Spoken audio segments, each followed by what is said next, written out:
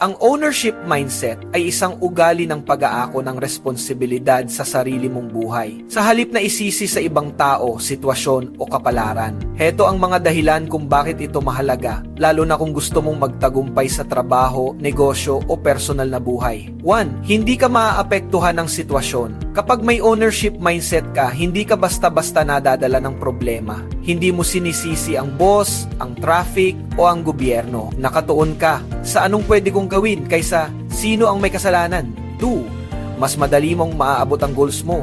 Ang taong may ownership ay hindi naghihintay ng perpektong timing. Gumagawa siya ng paraan. Kahit maliit na hakbang, ginagawa niya. Dahil alam niyang walang ibang mas may pakialam sa tagumpay niya kundi siya rin. 3. Nagiging solusyon-oriented ka imbes na tumambay sa reklamo o dahilan. Ang mindset mo ay laging, okay, may problema.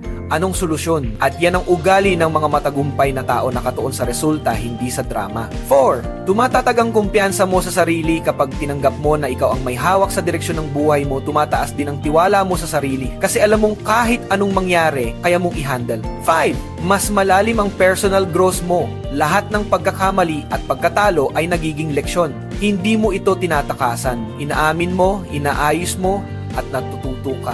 Kaya tuloy-tuloy ang improvement mo bilang tao. Sa madaling salita, ang may ownership mindset ay hindi naghihintay ng swerte. Siya ang gumagawa ng swerte niya.